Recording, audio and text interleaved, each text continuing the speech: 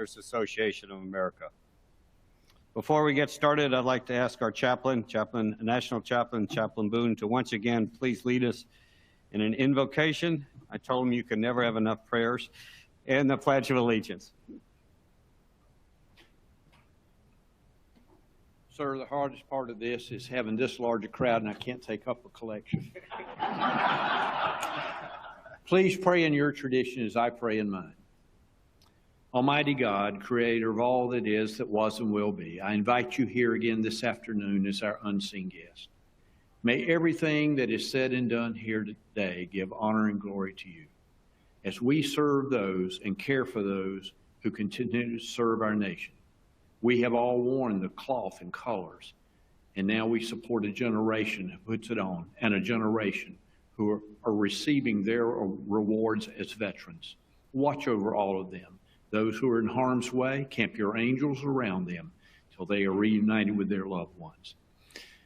As our order goes forward from this day, let us be a calming voice in a sea of discourse in our nation's capital. Help us to give an emphasis to the things that need to be done for the good of our nation, the good of our people, and for the good of the world. And for that, I will give you the praise, the honor, and glory.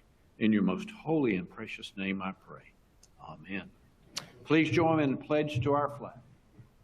I pledge allegiance to the flag of the United States of America and to the republic for which it stands, one nation, under God, indivisible, with liberty and justice for all.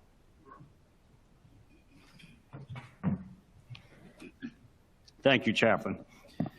The purpose of this annual meeting is for the leadership of the association to report to you, our members, and also to give you all a chance to ask questions of your elected representatives on the board and of the senior leadership of the MOAA staff. In order to comply with safety protocols, there's 3x5 cards you'll notice on your table there. If you have questions as the presentations go through, please write them on the 3x5 card, and then just simply raise them up, and somebody from Dana's staff will come by and grab them. And then at the end of Dana's presentation, we'll answer questions as we have time. It's important you put your name and your email address on there. If we don't get to all the questions, we'll make sure that we'll get the answers to you through email afterwards.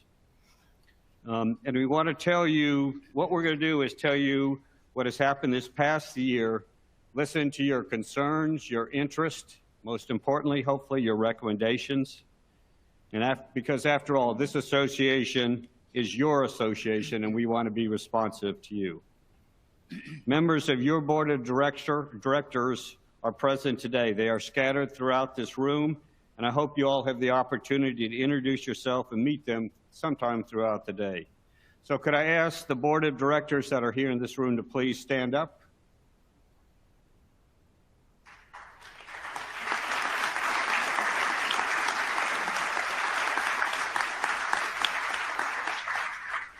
Thank you. We also have a lot of members and several board of directors that are out there on the virtual tuning in today. And we also thank all of you for what you do and for coming to this through the virtual world. It's been very successful as we've done this in the past. It's great to be here, but we thank you all for taking your time to be able to do that here today. At the podium today are the corporate officers. General Dana Atkins, the MOAA President and CEO, our Chief Operating Officer, Colonel Jim O'Brien, our General Counsel and Corporate Secretary, General Joe Lynch, our Chief Financial Officer, Ms. Regina Chavez, and they are also joined by Colonel Dan Mary, the Vice President for Government Relations. We're going to hear today from General Atkins and General Lynch in a few minutes. Colonel O'Brien, Ms. Chavez, and Colonel Mary are here to respond to your specific questions as we get into that part of the presentation. As we all know, MOAA is a Virginia corporation, and I now call upon the association's Secretary and General Counsel, General Joe Lynch, to confirm that we've kept in compliance with Virginia law regarding this meeting. Joe? Mr. Chairman, as required by Virginia law, we sent printed copies of the notice of the 2021 MOAA annual meeting in Military Officer Magazine to those members who receive the magazine, and by separate letter to those few who do not, to the last known place of address of each and every voting member of the association. This complies with the notice requirements of the Virginia Non-Stock Corporation Act and MOAA's bylaws. Thank you, Joe. With those legal matters out of the way, I hereby declare that the annual meeting of membership of MOAA is legally constituted. I'd like to also note for the record that the minutes of last year's annual meeting held in Alexandria, Virginia, were approved by the Board of Directors on the January 29th of this year. And now it's my responsibility and really my pleasure to report to you on the state of our association. And I'm very pleased to report that MOAA continues to be the preeminent military advocacy group in this country. For the 14th consecutive year, MOAA was recognized by the Hill newspaper as one of the top 50 lobbying organizations in the country. And we are the only veteran and military organization so recognized. Our government relations team has been working very hard over the past year, pursuing our legislative priorities with particular emphasis on exposure to toxic substances, reforming TRICARE young adult coverage, and seeking basic needs allowance to provide living wage to military families near the poverty level. We are continuing to fight against TRICARE fee increases and other budget-driven reductions in the military compensation and benefits. Our transition programs continue to reach a growing number of our members and prospects through our expanded offerings of webinars, LinkedIn presence, and other services. Our transition services, financial and benefits experts, and our member service centers were in direct contact with over 50,000 members, new members, and spouses. Our members continue to say that this personal interaction is a major reason for their high degree of satisfaction with the Military Officers Association of America. And we've been able to maintain a very robust membership base with over 350,000 members and nearly 90,000 currently serving officers. MOAA has more officer members than all other military associations combined. Our membership and marketing team has implemented new initiatives to improve brand awareness. And hoping you saw the MOAA TV commercial that was shown in last year's Army-Navy game. Go Army. Had to get that in. These efforts have moved our membership renewal rates to even higher, with over 46% of our members now choosing life membership. The MOAA Foundation expanded its community outreach grant program for councils and chapters, awarding 22 grants totaling $79,000. To date, over 6,200 members have donated to the MOAA Foundation, helping us raise in excess of $1 million over the past 2 years. The MOAA Scholarship Fund remains strong, both financially and being able to help students. Over 1,700 students in colleges and universities throughout the country are receiving loans or grants, zero-interest loans or grants. And we remain committed to working to maintain a strong national defense, protecting the earned benefits of our members and ensuring a good quality of life for our military members and their families. General Atkins will cover these and other areas in much more detail during his remarks. But I am very pleased and proud of what MOAA has accomplished on behalf of our members in our country. In closing, I'd really like to give a heartfelt thanks to many people, to all of those on the board, my Vice Chairman, Admiral Gary White, Colonel Mary Mayer, and Colonel Ernie Robinson, and to all of the committee chairs, and really to all the entire board of directors. Each of you have contributed extensive time, energy, great talent, and it truly shows. And finally, to our MOAA president and each member of the MOAA staff. There's just no other way to say it. Thank you for what you all have done. You are the best. You are recognized as the best. but most importantly, what you're able to do to help uniformed service members, veterans, and surviving spouses is fantastic. It's because of your expertise and your hard work and your dedication. So thank you all. And most importantly, I would like to thank every MOAA member and all of you all out here that are doing exactly that, helping all uniformed services, veterans, and surviving spouses. As I said before the lunch, your dedication is just phenomenal. Your expertise, but I keep going back to the amount of time you're willing to put in to be able to do this great calling and to never stop serving is just magnificent. I, the board, the entire staff, and really all members thank the leadership out here and all members for what you single do every day. Again, never stop serving. And with that, let me turn it over to Dana Atkins, please.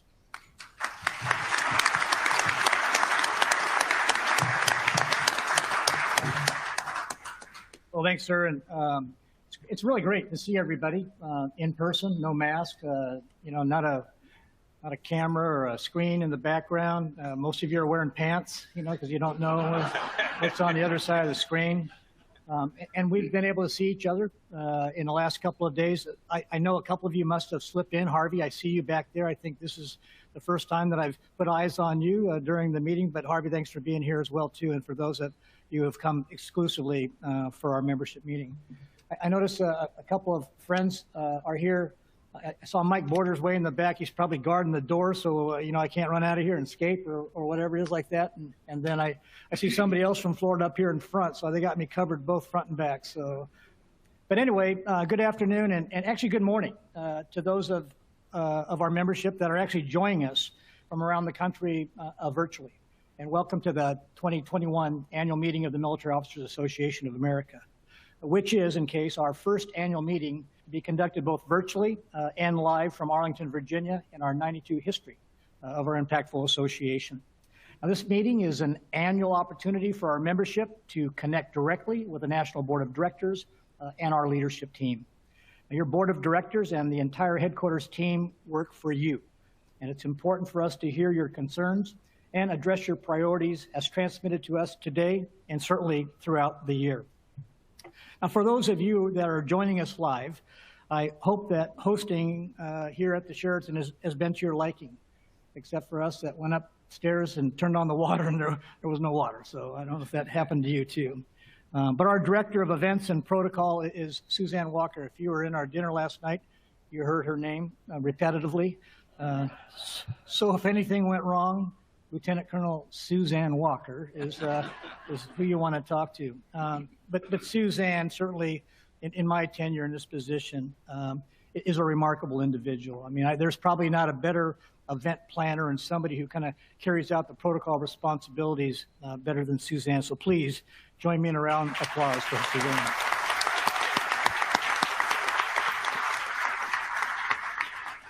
And as I mentioned, in addition to our live audience, we also have a large virtual audience joining us today. You'll see the cameras in the back. And for those of you that are joining us remotely, we have members actually of our IT team who are standing by to provide you any assistance if you need that as well. Now, at the center of our work over the past 12 months is a commitment by MOAA team members throughout the association to live our mission statement, to never stop serving, and advocating on behalf of America's uniformed services. And certainly, over the past year, we have witnessed several instances where the men and women of our uniformed services have performed heroically in support of vital national security interests of the United States. From ICU support in several regions of the country ravaged by the continuing pandemic, to the Afghanistan evacuation, and the recent hurricane rescue and relief efforts, the men and women who wear the cloth of our nation have demonstrated the qualities that make our country so great. Now, their Herculean efforts are deserving of our legislative advocacy commitment, emergency relief assistance, financial education efforts, and certainly career transition support. Now, we all recognize this is important work, and since our last annual meeting, we have made quantifiable progress, strengthening our programs and preparing our association for the coming decade. Now, as you arrived in our meeting room today, or if you are joining us virtually, we were showing a video that was produced by our investment portfolio manager, Goldman Sachs. Now, knowing our association in detail from their work with us, they produced this video spotlighting the community service efforts of several of their investment clients, which included MOAA.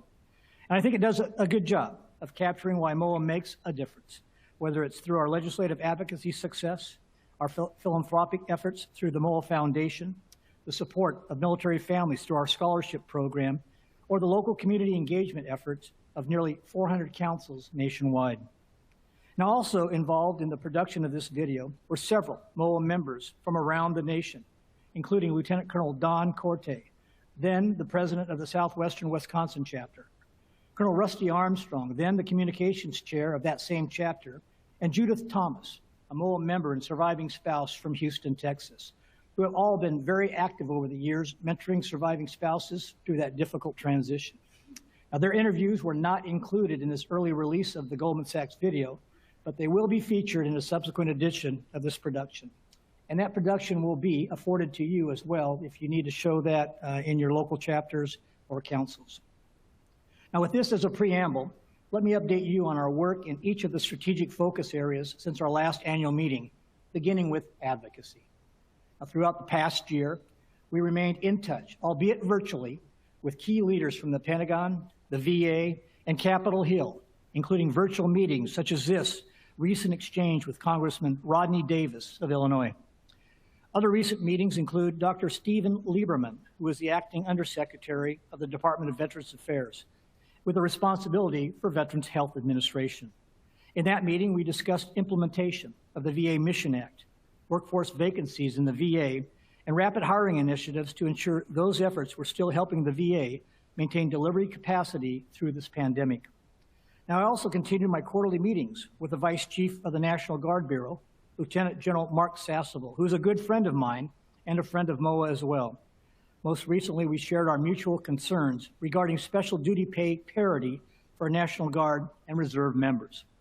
And MOAA has been instrumental in keeping the National Guard Bureau and Congress aligned with improvements in these special pays, and we anticipate some favorable outcomes in the FY22 National Defense Authorization Act. Now, I also had the chance to meet with Rear Admiral Nancy Hahn, who is now the Deputy for Operations at NOAA. Now, Nancy is a MOAA member herself and is enthusiastic about supporting MOAA and our work together to improve her officers' awareness of their pay and benefits and other emerging legislative challenges. Now, earlier in the year, I met with General James McConville, Chief of Staff for the Army, Congressman Adam Smith, who's chairman of the House Armed Services Committee, and Dr. Terry Aderam, who's the Acting Assistant Secretary of Defense for Health Affairs. Now, each of these meetings, we discuss many of our members' concerns and our 2021 legislative priorities.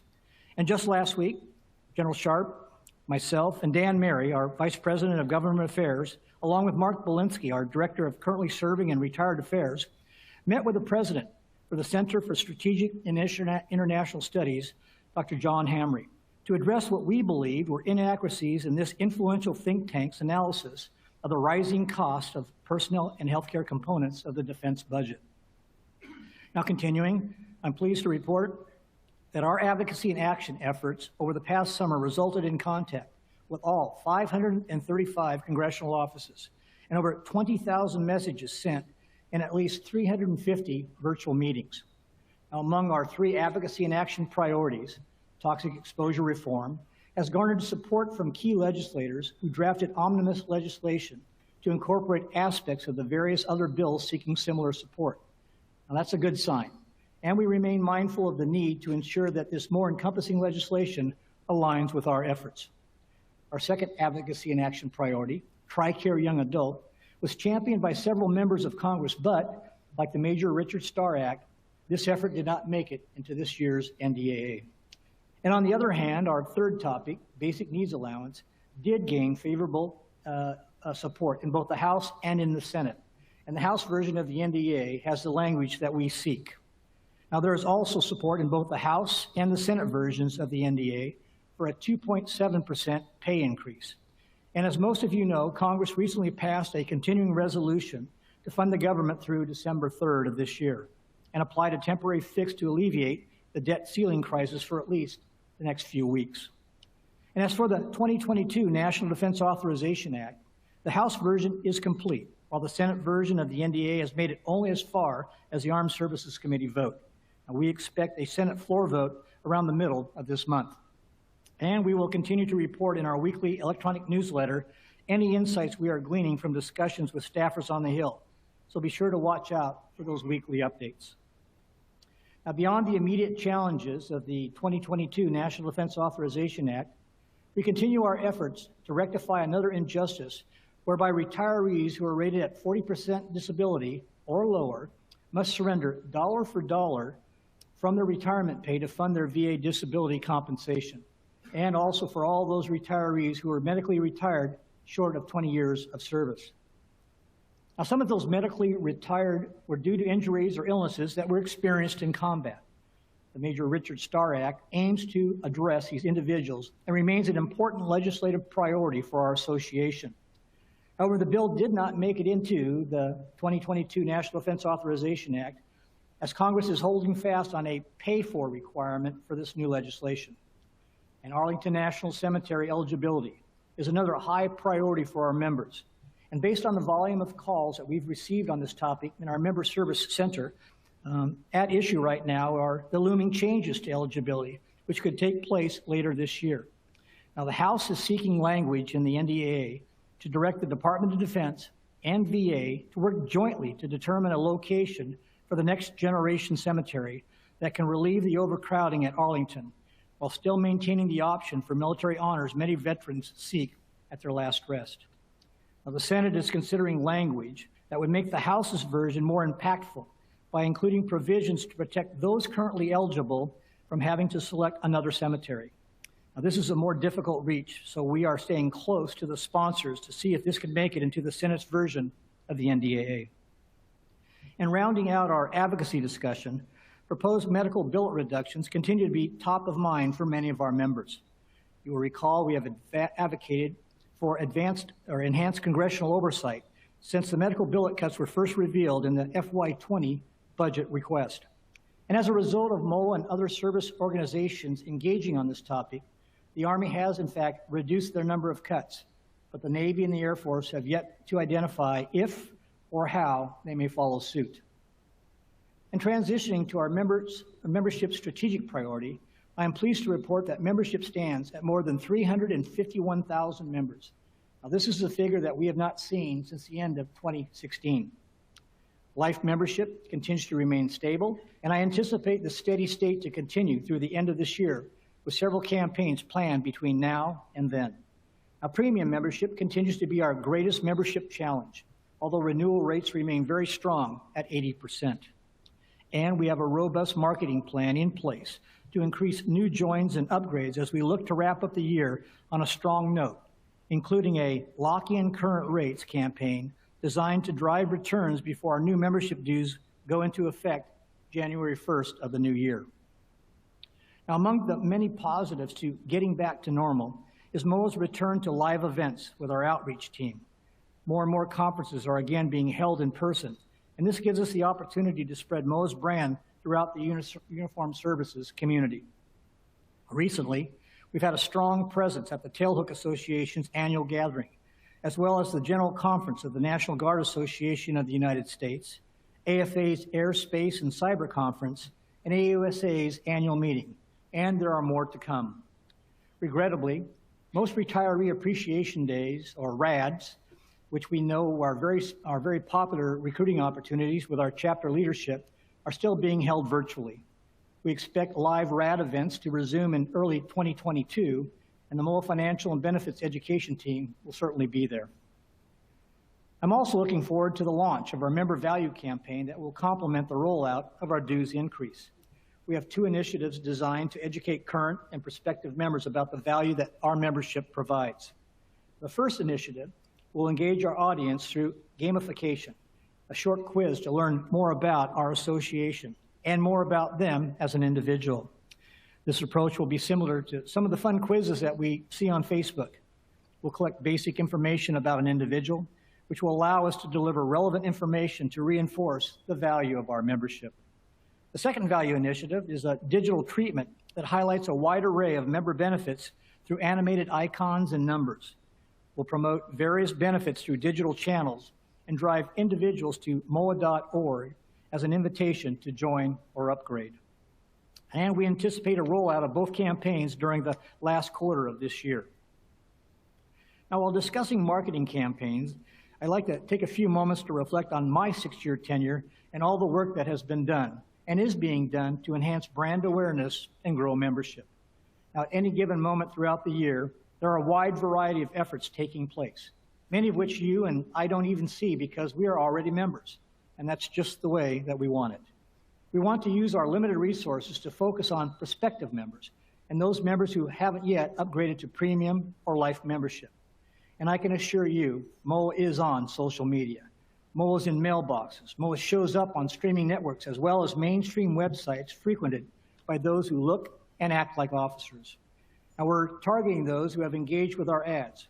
We're once again meeting people on the road, and we're being featured in blogs and podcasts crafted by influencers in the military community. And these are just a few of our membership efforts.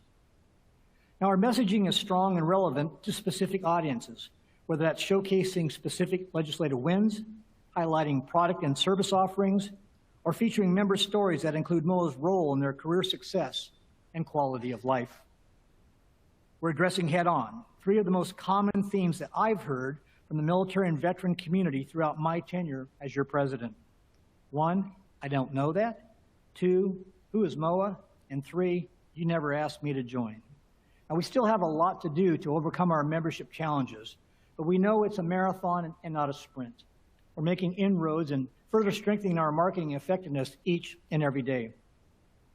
And turning to our member and prospective member engagement programs, our communications team manages several of our primary communications channels and does a superb job growing audience, engaging members in new ways. Our monthly Military Officer magazine continues to innovate in engagement and in storytelling.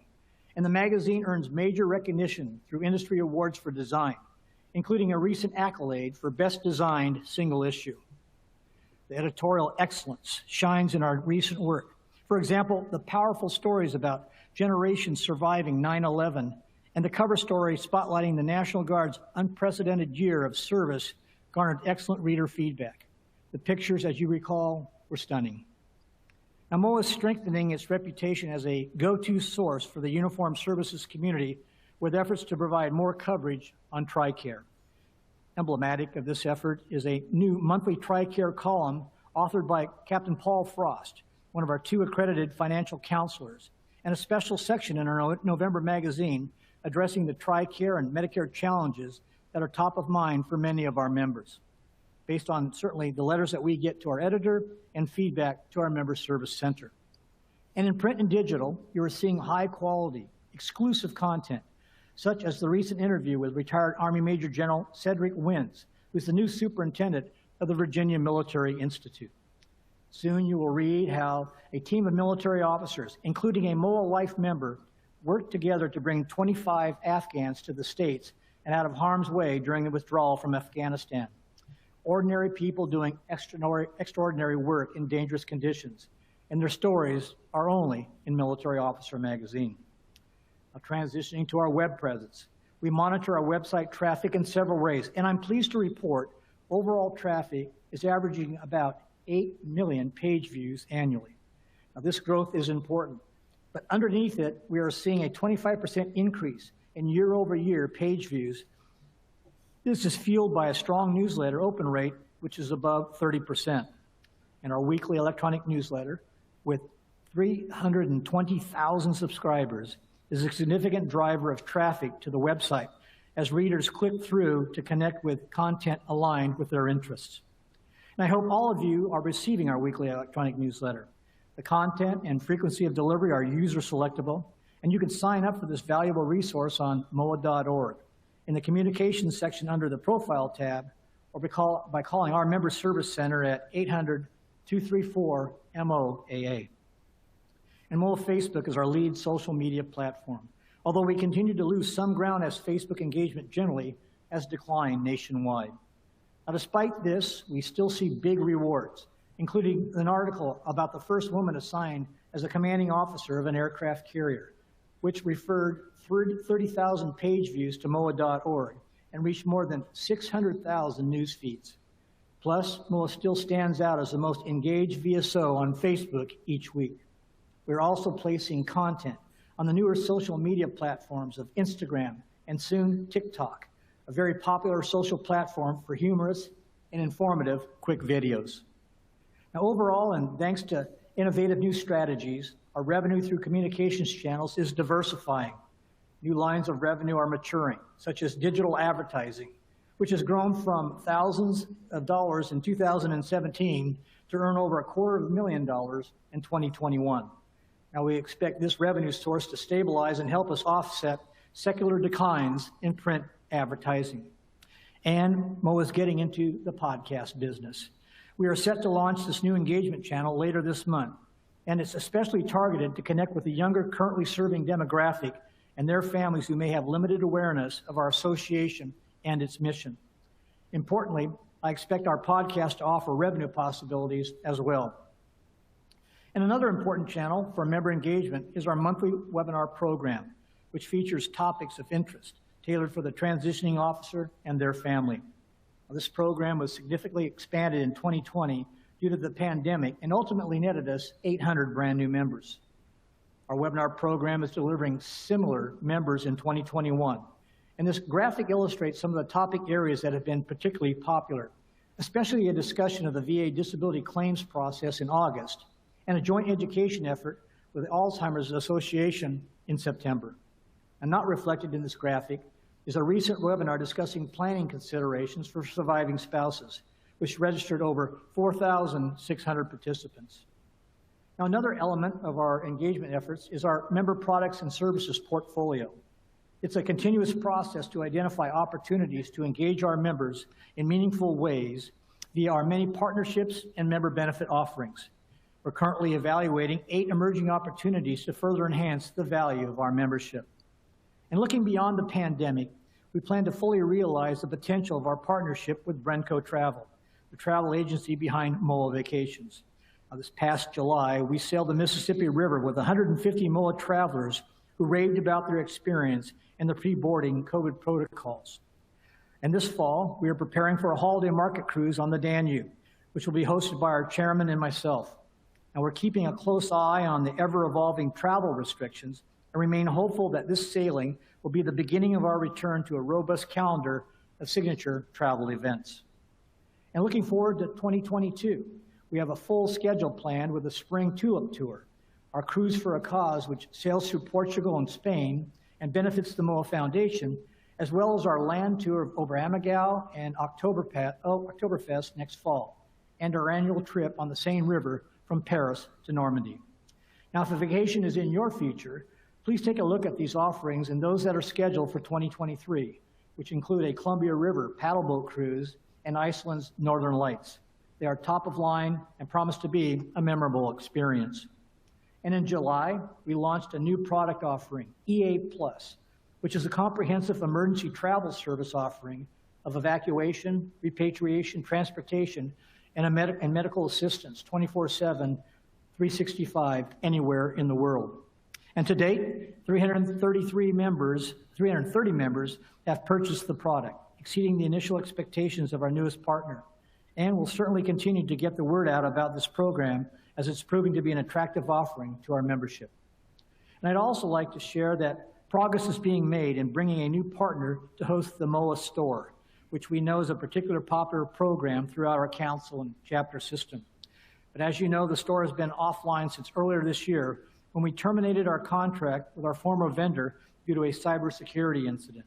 And we have since identified a new partner and are finalizing the terms of that contract. Now, this new vendor brings experience and buying power that will provide more robust offerings, inventory, and a better customer experience. Now, the ideas and recommendations to date have been encouraging, and I believe our members will be pleased. And finally, we're planning for a grand reopening of the MOAA store, and if all goes well, we will feature new products made in the USA and sourced from veteran-owned companies. Our goal was to reopen the store later this month. However, we are still working through the details to determine a specific timeline. Supplier delays, as we are hearing about in the news, will determine that outcome. And transitioning to the work of our 2 award-winning MOAA charities, I'll highlight some of our recent fundraising results. First, the MOAA Charity Day or Giving Campaign continues to build momentum with each successive year. For 2021, our charity set a goal of $75,000 and raised just over $85,000. Now, this is up $5,000 from last year, but up $55,000 from 2019. And thanks to all of you who have contributed to the success of this campaign. Similarly, COVID-19 relief donations totaled more than $290,000, of which $280,000 has been used to support relief efforts through emergency financial grants to military and veteran families, MOAA chapters working relief efforts in their local communities, and virtual program support. Now, the generosity of our members to support our COVID relief efforts led us to initiate a formal study of the feasibility of an enduring relief fund as a visible expression of our association's commitment to the Uniformed Services Committee. We will have more to share on the details of this campaign as they're being finalized, and I hope all of you will consider supporting this effort. And we continue to finalize plans for our spring 2022 Golf Classic, which will benefit both of our MOAA charities. And I want to publicly thank our chairman, General Sharp, and board members Admiral Scott Deachman and Colonel Jerry Graham for their success in securing signature sponsors for this event. I hope many of you will want to join us at this championship tournament venue. And as we begin to emerge from the pandemic, our affiliate network and our volunteer leaders have been quick to return to the fight. Just last week, I was privileged to preside at the installation of new officers in our Virginia Council of Chapters. 35 volunteer leaders from this very engaged council were in attendance, and their officer installation ceremony was combined with a legislative appreciation event where they recognized several state and federal legislators who have been very important in shaping and advancing MOAA's legislative priorities. Congresswoman Elaine Luria, representing Virginia's 2nd Congressional District, was recognized for her work on the Armed Services, Homeland Security, and Veteran Affairs committees. And also addressing the group was Congressman Rob Whitman, representing Virginia's 1st Congressional District and another strong supporter of MOAA's advocacy priorities. And I was pleased, but not surprised, to see the Virginia Council allocating podium time to lawmakers irrespective of their party affiliation, which is important to reinforce our mission as a nonpartisan advocate for the men and women of our uniformed services. And Link, I saw you out there. Link, thanks for being here with us as well. Also this quarter, our council and chapter affairs team orchestrated 2 very successful volunteer leadership workshops with a total of nearly 150 leaders investing a full day to connect virtually with our MOAA leadership team and network with one another to share best practices for legislative advocacy success, membership growth, and community engagement. And next month, we return to in-person leader workshops as the national leadership team will travel to San Diego to host volunteer leaders from California and adjacent states. Now, working in partnership with our councils, we have been successful in attracting some influential guest speakers to our MOAA regional events. And in addition to the aforementioned members of the Virginia Congressional Delegation, Major General Patrick Donahue, Commanding General of the Army's Maneuver Center of Excellence at Fort Benning, addressed the Georgia State Convention this past weekend. And next month, Brigadier General Jason Morris, who's the Commanding General of the San Diego Marine Corps Recruit Depot, will address our Southwestern Leadership Workshop. And thanks to board member General Allison Hickey, the Regional Director of the Chicago Veterans Benefit Administration Office, Will Steinbreger, provided an exceptional overview and update on accessing VA benefits at our August Mid-Atlantic Leader Workshop. Now, these engagements highlight the important role our councils and chapters play in engaging with key constituencies and building the MOAA brand throughout the country. Now, this is grassroots relationship building in action, and many of our councils and chapters do this extraordinarily well. Erin Stone and her team are also working on several enhancements to strengthen our council and chapter network, including a renewed focus on chapter efficiency, an improved platform to facilitate chapter management, and an online speakers bureau to better support the work of program coordinators throughout the chapter network, and social media training to build awareness of the good work being done by our affiliate system. And finally, I'd like to highlight the remarkable growth of our virtual chapter program. We have more than 550 national members affiliated with one of our 4 virtual chapters, offering affiliation opportunities based on shared interest rather than geographic proximity. Our 4 virtual chapters meet regularly online to share items of mutual interest among their members and host some very interesting guest speakers. Together, our nationwide network of those 4 virtual chapters and nearly 400 geographic chapters have been instrumental in our association earning Top Lobbyist Award for 14 consecutive years. One of these towns, from the Hill magazine, one of this town's most respected periodicals. Now, shifting to our association's financial position, our CFO, Regina Chavis, will be taking questions with me later in this meeting, and you may have seen her financial report in the August issue of Military Officer magazine. And I'd like to highlight the continuing progress we are making to strengthen our financial position and prepare our association for the inevitable turbulence of the financial markets. And for a top-level summary, I'm pleased to report that our investment portfolio has steadily grown under the stewardship of our CFO and our investment committee. Our goal is to continue growing our investment portfolio as recommended by our investment advisors to ensure that our association fulfills its obligations to the membership and is positioned to weather extended market corrections. Our association continues to benefit from the expertise of our investment advisor at Goldman Sachs. They have provided frequent portfolio updates and timely advice throughout the recovery from the current public health crisis. Now, transitioning to our efforts to nurture our most valuable resource, our headquarters team, we continue to offer several programs to support the unique needs of a team of 84 working currently 100% remotely. Now, all of us on this leadership team have learned the importance of supporting our people emotionally, physically, and mentally, as many of our colleagues deal with the added pressures of being a teacher, a coach, a caregiver, in addition to their daily normal family work and family responsibilities, all in a remote environment without access to traditional support networks. And we plan to return the team to our renovated headquarters in January, presuming that the virus recovery continues to move in a positive direction. Now, as part of this transition, we will be implementing expanded telework opportunities, which should prove to be a valuable retention incentive in the hyper-competitive Metro DC job market.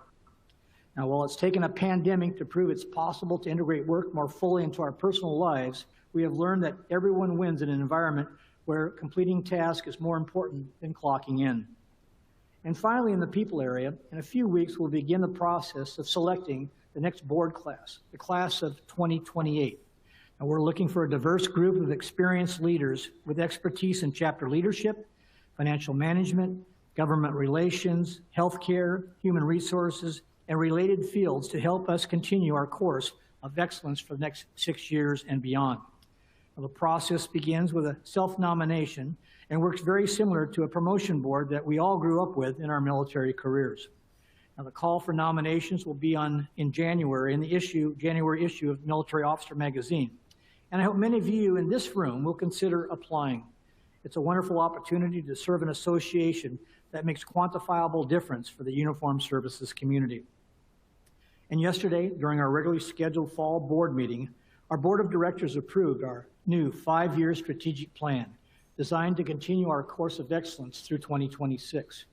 The plan is an evolutionary revision to our current document that focuses our work on the imperatives of advocacy, leadership, education, and service, and includes strategic metrics to gauge our progress during the coming years. A final concern I would like to discuss with you is the challenge of managing and responding to the increasing number of our members choosing to engage with me or one of our vice presidents or our chairman on a range of highly emotional public policy issues that are far outside of our expertise in compensation and benefits issues, and where our membership, just like the general public, is clearly not of one mind. Now, these issues run the gamut from service academy and ROTC curriculums to the Afghanistan evacuation, mandatory vaccines for the currently serving, the immigration status of Afghan interpreters, and a general feeling that our association is becoming too woke, whatever that means. Now, my imperative in navigating this minefield is to avoid taking any action that would further divide our membership and to remain focused on our core mission and our legislative priorities. In addition, we received considerable member engagement following the DEI survey that we initiated in late July. In total, more than 7,200 members participated in that survey. Additionally, the survey generated about 400 negative replies, mostly in the form of emails addressed either to our Membership and Marketing Vice President, Kathy Parton, or to me. Now, other members expressed their concerns via calls and emails to our Member Service Center or in the form of a letter to our editor. Now, we're still analyzing the results of that survey, but I will tell you that this is a deeply divided membership. And based on a quick look of the survey responses and the direct member feedback that we've received to date. Now, our plan going forward is to form a small task force of board members, staff, and maybe even likely some of you to work with our survey partners and our membership and marketing team to dig deeper into the survey results and recommendations and then move those forward, recognizing that slow, incremental progress may be the best course of action as we work to evolve our membership and leadership to better reflect the demographics of our currently serving force. Now, this is a process that needs to continue if we are to be successful in tracking that newest generation of currently serving officers into our ranks. And in conclusion, while there will always be opportunities to improve and strengthen our association, what I believe we have done exceptionally well this year is take care of people.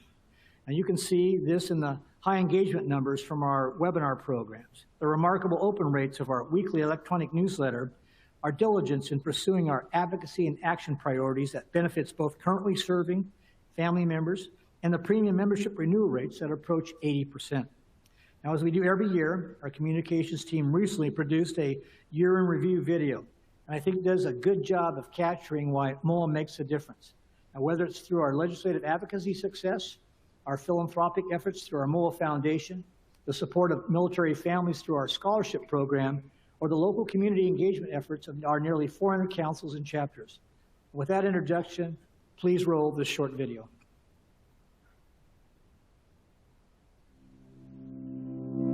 MOAA continues to thrive as an organization, advancing its advocacy agenda and serving its members online and in person. Our ranks are growing, our financial posture remains strong, and our members have stepped up to help others during this trying time, emulating our Never Stop Serving motto. The MOAA Foundation has been the key driver to that outreach, connecting our benevolent members with veterans and military families in need of assistance, whether it's emergency relief, help in career transition, or grants to dozens of MOAA chapters. To date, over 6,000 members have stepped up to donate to the MOAA Foundation over the last 2 years, helping us raise more than $1 million.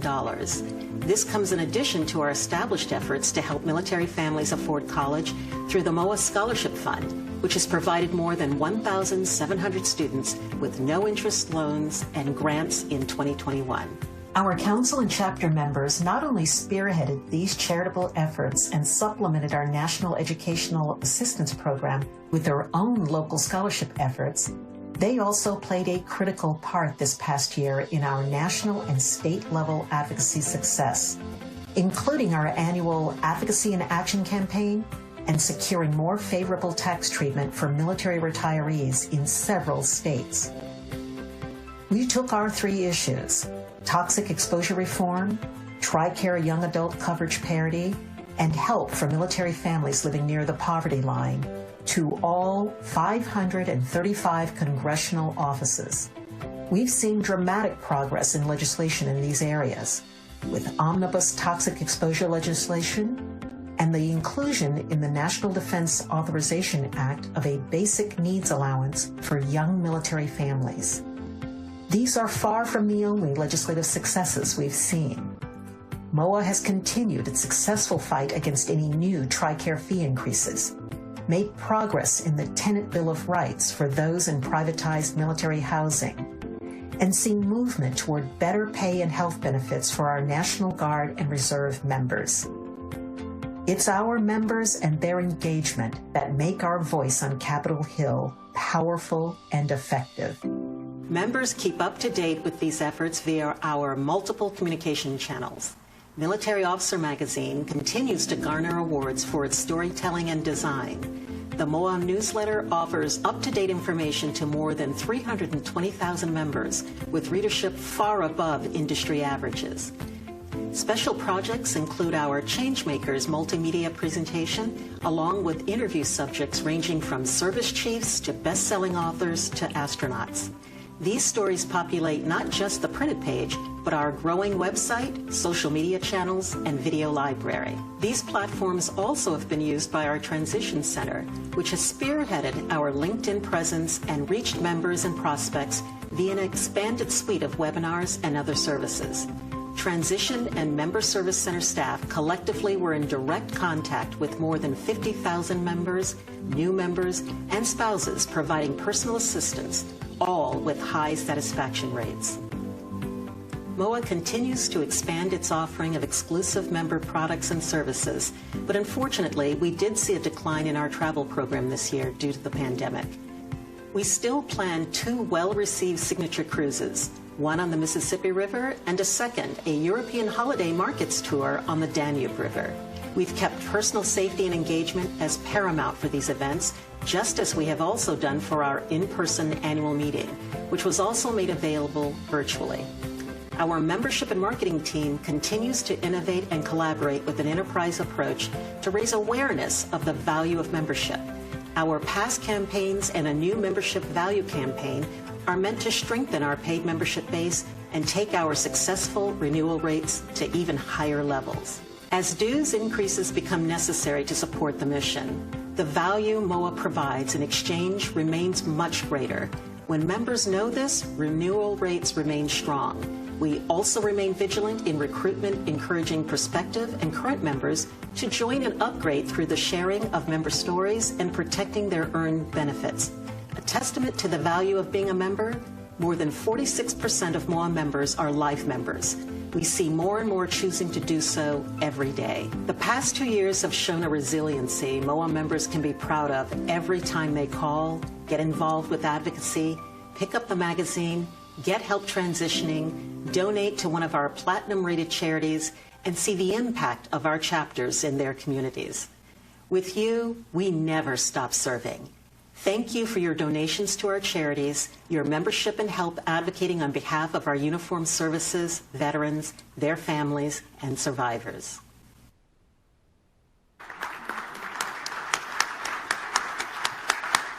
That's another video at your request we'll make available to you as well, too. Well, I'd like to close by thanking all of you for making this trip to Washington, and for those that you are participating virtually, and hope that you've enjoyed the experience here, seeing faces again and with friends. But at this time, I'd like to open up for your questions from the leadership team, and I believe we've had the opportunity, hopefully, to fill out some cards, and we've collected those. And so with that, I open up the floor right now for any questions that you may have. Thank you. And sir, the first question that we took was, how has the pandemic affected the association's operations? I can just stay up here, I guess. I'm going to swing back to my speaker here. Well, first of all, on March 18th of 2020, we transitioned to a telework environment. And then in the telework environment and the transition actually couldn't have been more easy, thanks in large part to our Chief Information Officer, who had postured our association to be able to kind of go to a technology platform that made it transparent, hopefully, to you and our members. I've told somebody before, like many of us in this room, I'm an old dinosaur, and I walked to school uphill both ways in the snow, and I expected our employees to do the same thing. So I thought, working and everything in person, was the way to go. But what I found in my role is that the productivity of our staff was unchanged, and maybe in some cases more productive. Because as I see emails coming in at 6 o'clock in the morning or 7 o'clock in the morning, and the same person sending emails and doing transactions at 9 o'clock at night, you recognize that their workday just got real expanded. And I mentioned before that this is a hyper-competitive market in DC. The cost of living here, the ability to move around and where you live, and in most cases, I'm looking. There's Jim O'Brien, who lives in Stafford, so he's got about a 2-hour drive to work, and then a 2-hour drive going home every night like this. And the ability now to kind of telework has improved our opportunity now to both recruit and retain a really high talented workforce. And so I think going forward, it's going to be our new normal, right? We're going to be in some hybrid mode. I still believe that coming back together periodically, maybe a couple times a week like this, is still important to us like this, but certainly integrating more telework into our culture. If I could just add just one comment to that, because a lot of this goes out to you all too, that being able to take advantage of what we've learned in the pandemic as far as technology goes. And Dana mentioned this in his remarks, but I think it's remarkable and a real testament to you all that we truly had meetings with 535 congressional offices this year during the pandemic. That would have never happened before the pandemic. You know how hard it is to get a schedule in the building and all of that type of stuff. But the flexibility that because of what we've been able to do to set up the technology and everything, that allowed us to do that. But what really allowed us to do that is you all and the staff and Dana, but really across the whole country to be able to say, no, we're going to continue to advocate and we're going to get into these offices and tell people what we need and all. And you all are able to accomplish that. So I think that's a big plus that we were able to get out of that we will just continue to expand on and grow. Thanks, sir. Along those lines, someone's asking, are we going to have a live advocacy in action next spring? That's a great question. We all want to do this in person, but there's a couple of things that will have to be fixed before we can even start thinking about it. One, the pandemic is still an issue. But on the Hill, the bigger issue is security and their protocols. So imagine how they would feel with 3 buses pulling up and 150 people getting out and start walking over to the Hill. That's got to be figured out. And one of the things that we've been talking about is if you go there in person, you usually have to be met with somebody and be escorted. So we're going to figure all that out. The designs are to be ready to go. And if we have to carve back a little bit, if they say, hey, you can only bring 60 people, we'll put our heads together and get the right 60 people. If it's fully open and capable, we will make it happen and we will have everybody come. But the go, no-go decision is probably going to have to be made around February because, you know, they have time to plan and everything else. So like you do with all of your personal trips and things, you have your go, no-go dates. So we'll get the news out as soon as we know. We took quite a few questions on Arlington National Cemetery, and they're asking, what is MOAA's position on some of the changes? This is a kind of a proud thing for me to talk about because I work with Mark Belinsky, and some of you heard him in the surviving spouse panel. His father's buried there. His mother is a surviving spouse. His father was in the old guard, so he's got a personal interest in this too. I have a personal interest in this because I just flat out think the decision the Army came up with was wrong. The problem is it's what Congress asked them to do. Congress charged the Army to figure out how to extend the life of Arlington National Cemetery well into the future. And Congress asked for them to consider non-contiguous expansion or look at the eligibility. The Army chose the easy button, and that was just simply do the math. I got so many spaces, so many places, and so much time. Therefore, they reduced the eligibility significantly. MOAA's position on this issue is those are short-sighted decisions, and they affect people's benefits today. Whether you intend to be interred there or not, that option is going to be taken away from you by this policy. So we've got the House of Representatives on board, and they're trying what they can do to stop or slow down this process. The language in the House of Representatives, NDAA, is that the Congress is going to require a report, a joint report by the DOD and the VA that explains what their long-term plan is for the next national cemetery that would have the same honors and would preclude the need to actually have the eligibility changed. But all that House bill does is ask for the report. So we went to the Senate, and we've got support from Senator Blumenthal. He's going to be introducing an amendment in their version of the NDAA that says, in addition to the report, you can't make any changes till that report is done.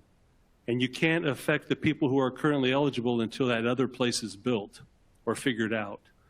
The interesting thing is, even if we do nothing right now, it's going to be good until 2050. So that's 30 years from now.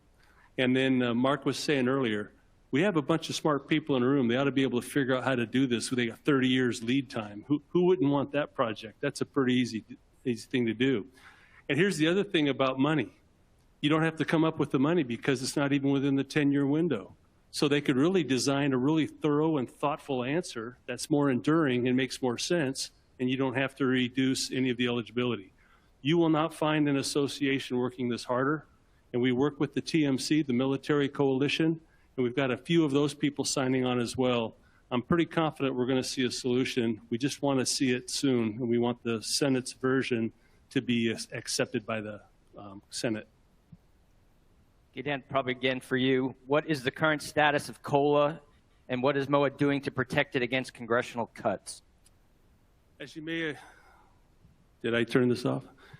As you may have seen and heard from various places, 5.9% COLA. But that's not really good news. It's not bad news. It's just news. It means inflation went up. Everything's costing more. And the intent of COLA raises is to protect your purchasing power and to make sure that those on fixed incomes can keep up with inflation. The thing that happens too many times on Capitol Hill, and you've heard this expression before, you have to have a pay for. I can't entertain your concern until you tell me how we're going to pay for it. Congress regularly goes after personnel programs, things like COLA, things like BAH, things like pay raises, because it's instant money. Once they make a decision like that, if they were to come online, and the Senate's still not done with their NDAA, and the appropriations process is still in the middle of its work, and we still don't have the infrastructure packages done, and we still don't have a solution for the debt limit. There's a lot of people on Capitol Hill looking for money. And for them, the quick fix would be to take it out of the COLA. You can go to our COLA page. It's under the advocacy banner, and you can see the articles we've written. I've written some. We've gotten some from others. At the end of the day, they've done this before. COLA -1, 2015 was going to take place 2016, would have cost back then $120,000 over a career up to 62. And right now, in today's dollars, that's $160,000 if they did COLA -1. So that's what won the day when we solved it before. We'll have to do it again, but we're watching this closely. How can I schedule a MOAA national rep or MOAA national board member to visit my chapter? I'll take that one too. But so what we try to do is get out. We actually try to get out to the councils, to be honest with you, about on a yearly basis. And then the chapters, it just depends about a 2 or 3 year cycle. But Erin Stone, she may be in the room someplace. The lights are pretty bright, but okay. But Erin Stone's here, and certainly she leads our chapter and council team. But really contact her to begin with. And the reality is, if you're due for a visit in that 2 or 3 year cycle, we try to reach out to you and afford you that opportunity. We've tried to expand how many, there's only a certain capacity. Like, for instance, I can only basically go 365 places a year like this, but our board members have raised their hands, and we have a lot of our board members that are going out to our chapters too and participating. Our staff here, many of the corporate officers here, along with Erin's team like this. We think it's important. We think it's important for us to come out and visit you, certainly to hear what your challenges are. We don't have all the solutions, but we need to know what they are, and then we need to work on those solutions as best as we possibly can. But again, Erin's the one to, and that would be Erin S., I think, at MOAA.org. Is that right, Erin?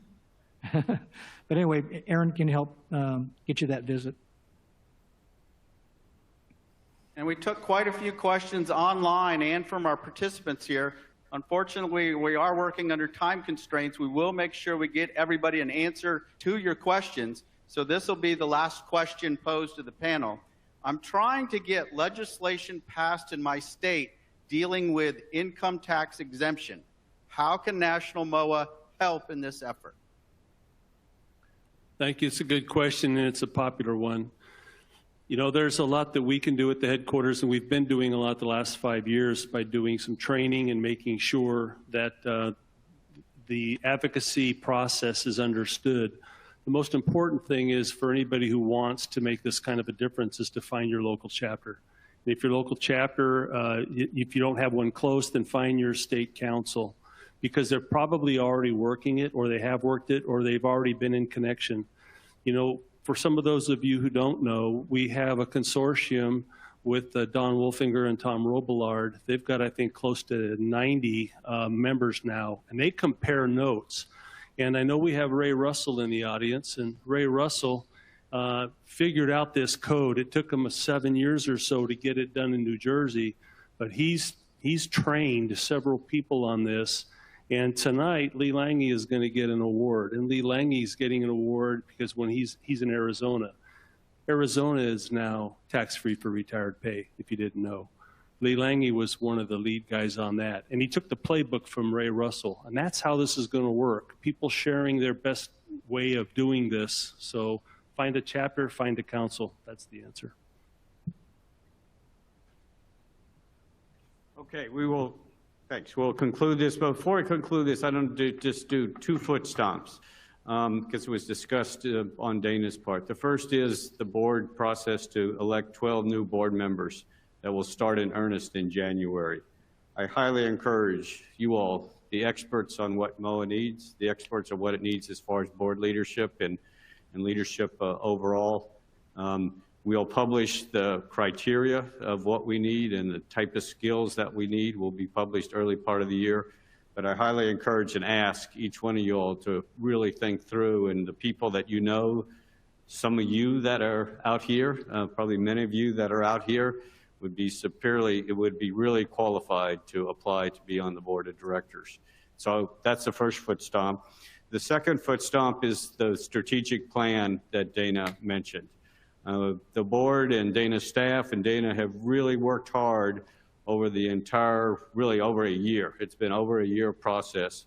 You'll recognize a lot of it. It is similar, but I think it is greatly improved on the strategic plan that we now have. It has more specific goals, more specific strategies, more specific resources, just what we want to get accomplished over the next 5 years and how we're going to go about it. It is a living document.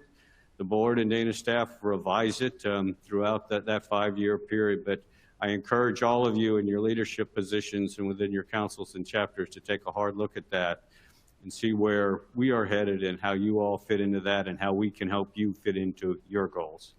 So again, I thank everybody for your attendance today. I think it was an outstanding annual meeting, great questions out there. Appreciate, again, you all coming, participating, and really look forward to the Levels of Excellence Award dinner here in a couple hours. So thank you very much. This concludes the annual meeting.